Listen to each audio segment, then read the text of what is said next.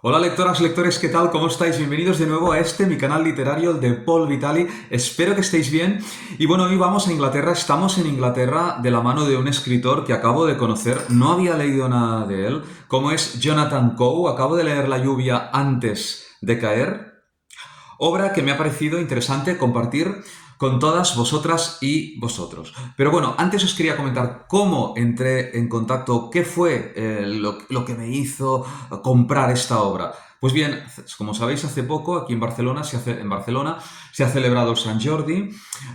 Tuve ocasión, por cierto, de saludar a un escritor que aprecio muchísimo, que admiro muchísimo a partir de una obra que he leído de él, que está en el canal. Otro día os diré quién es, porque pienso leer alguna que otra, más obras de él. Y bueno, luego opté por ir de librerías que hay años, no sé si lo sabéis, ¿no? O incluso en otras ferias, bueno, que hay años que vas a librerías en días así señalados y te encuentras bueno, que todo el mundo adentro está como una lata de sardinas, ¿no?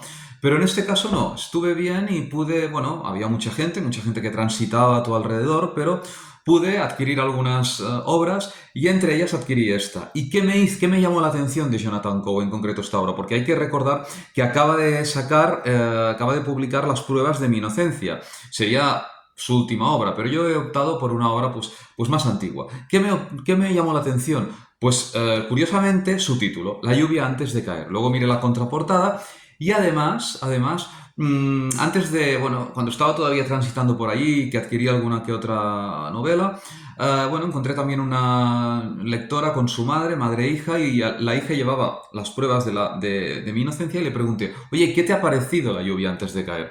Y me dijo que le había parecido una obra, pues, excelente, que le había gustado, y por tanto estaba, pues, con aquello que pude acabar de preguntar una opinión más, pero ciertamente a priori yo ya estaba casi convencido de que adquiriría esta obra. Bueno, Jonathan Coe nació en Birmingham en 1961.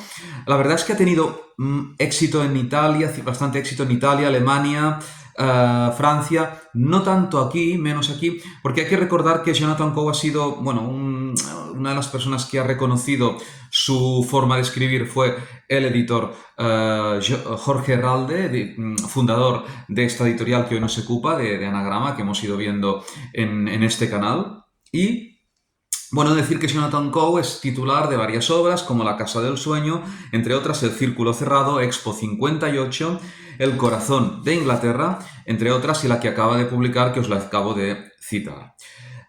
Entremos pues ya entrando en La lluvia antes de caer, deciros como apreciación del escritor. Luego al final os diré, si os parece bien, y además es el clímax de la obra, qué significa o qué viene a entender el escritor por la lluvia antes de caer, porque la verdad es que me ha parecido un sentido magnífico. Debo deciros también que a ver, que esperaba un poco más de esta obra. Es una obra un poco de recuerdos, ¿no? Según la protagonista, ahora os hablaré de ella.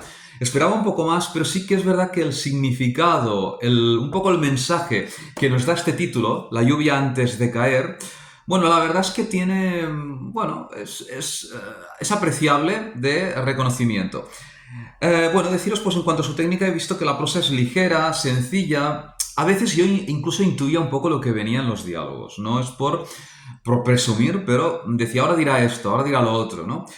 No obstante, como digo, felicito al autor por el sentido de la obra y también deciros un poco que también os aviso que había momentos que sí que entra en descripciones que se me hacía un poco lenta la lectura, aunque debemos hablar de una lentitud, pero sin pausa.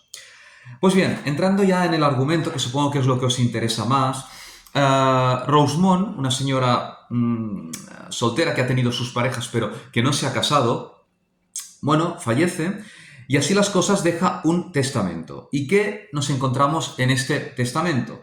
Pues en este testamento nos encontramos que va a dejar dos terceras partes de la herencia a sus sobrinos y una tercera parte a Imogen. Imogen es como una conocida y desconocida para sus herederos, en este caso para Gilles, que es la sobrina. ¿Y cómo entrará en contacto Gilles con Imogen? ¿Cómo sabremos qué se habrá hecho de Imogen? Que es la más o menos desconocida dentro de la obra, ¿no? Porque, si no recuerdo mal, os lo estoy diciendo así un poco, abro comillas, cierro comillas, Jill se acuerda un poco de ella, de Imogen, pero tampoco no sabe qué se ha hecho de ella, dónde está. Y también es cierto que la propia causante, Rosemont, que acaba de fallecer, tampoco no tiene contacto con Imogen, ¿no? Y en ese sentido, pues vamos a tener que descubrir que esta parte que se ha hecho de Imogen, en tanto en cuanto ella, pues, es también heredera de una tercera parte de la herencia. Será así como Rosemont, antes de fallecer, dejó unas cintas casetes grabadas y la sobrina Jill va a escucharlas, ¿no? Por atención, por manifestación de la causante de Rosemont, que le dice, podéis escuchar estas cintas ya y a ver si así pues van dirigidas sobre todo a Imogen, las cintas. Pero ella también, la causante, Rosemont, dice, bueno, indica a sus sobrinos que las pueden escuchar con el fin de un poco que sirva pues para saber lo que dicen, lo que se indica en ellas y sobre todo con el fin de recordarnos que van dirigidas a Imogen. No sé si estoy pronunciando bien estos nombres un poco así ingleses, que la verdad es que son ciertamente algo difíciles, espero que sí. Bueno, ¿qué nos encontraremos con las cintas? Bueno, nos encontraremos con la vida de la propia fallecida Rosemont, ¿no? La que ha dejado el testamento. Una vida de Rosemont que yo he apreciado como una vida de deseo, una vida un poco reivindicativa en cuanto a su identidad, una vida en pareja, una vida también en soledad, lo cual nos lleva a lectoras y lectores a reconocer una personaje, una protagonista, que pasa estados de felicidad, pero también estados de resignación. Estados en pareja, pero también estados en soledad. Y sobre todo la manifestación que hace Rosemont de querer ser madre, pero sobre todo madre adoptante. Vamos a observar aquí el tema de la adopción, cómo lo enmarca el autor en un momento determinado, que creo que es, bueno, es digno de lectura y de apreciación, ¿no? En cómo se trataba, cómo se trató la adopción, cómo trataba a a estas personas. Completamente, en el momento actual, completamente superado, sobre todo aquí. Vamos a observar también los temas de los parentescos, las relaciones de Rosemont con sus parientes y, sobre todo con una prima, y también las relaciones que, bueno, la ansiedad esta que tiene ella, o el deseo, más que ansiedad, de ser madre. Con todo, deciros que el clímax de la obra yo la he encontrado en la página 148-149, clímax de la obra que nos viene relacionado un poco con el título. Y os voy a leer el párrafo para que un poco observéis, ¿no?, el mensaje que nos da Jonathan Coe, excelente mensaje, que yo creo que incluso nos puede servir en la vida diaria, en nuestros un poco deseos, en nuestros objetivos, en nuestros pensamientos, en nuestros anhelos. Fijaros bien. Me uní a ellas, pero Rebeca no se volvió cuando oyó pasos en el guijarral. Hizo víscera con la mano, miró hacia las montañas y dijo, «Mira qué nubes. Va a haber tormenta si vienen hacia aquí». Tea escuchó el comentario. Siempre se daba cuenta enseguida de los cambios de humor, y a mí nunca dejaba de sorprenderme lo sensible que era, lo pendiente que estaba de los sentimientos de los adultos. Y eso la llevó a preguntar, «¿Por eso estás triste?» «¿Triste?», dijo Rebeca, volviéndose. «Yo no me importa que llueva en verano, hasta me gusta, es mi lluvia favorita». «¿Tu lluvia favorita?», dijo Tea. Recuerdo que frunció el ceño sopesando aquellas palabras y luego exclamó, «Pues la mía es la lluvia antes de caer».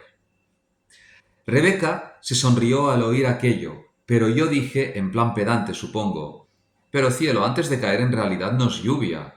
Y Tea me dijo, «¿Y entonces qué es?». Y yo le expliqué, «Pues es solo humedad, humedad en las nubes». Tea bajó la vista y se concentró una vez más en escoger los guijarros de la playa. Cogió dos y se puso a golpearlos uno contra otro. Parecía que el ruido y la sensación le gustaban. Yo seguí. ¿Entiendes entonces que no existe la lluvia antes de caer? Tiene que caer para que sea lluvia. Era una tontería explicarle aquello a una niña pequeña. Casi me arrepentía de haber empezado. Pero por lo visto, Tea no tenía ningún problema en captar la idea. Más bien al revés, porque al poco rato se quedó mirándome y meneó la cabeza con gesto de pena, como si discutir aquellas cosas con una idiota estuviera poniendo a prueba su paciencia. Ya sé que no existe, dijo. Por eso es mi favorita, porque no hace falta que algo sea de verdad para hacerte feliz, ¿no?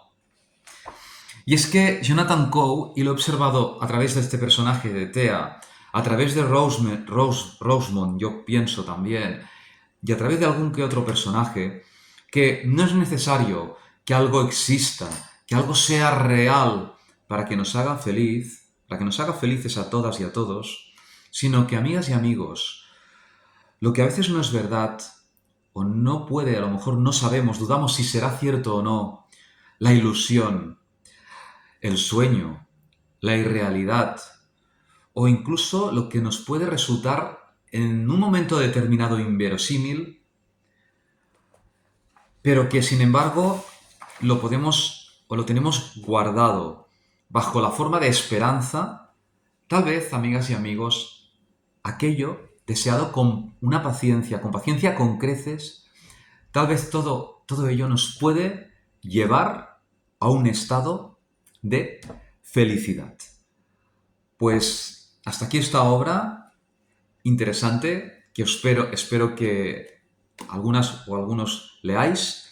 Dadme un like si os ha gustado un poco, iros suscribiendo, tocad campanita y ya deciros que la semana que viene nos vamos a Japón. También otra obra que adquirí el día de San Jordi, espero que nos guste a todas y a todos.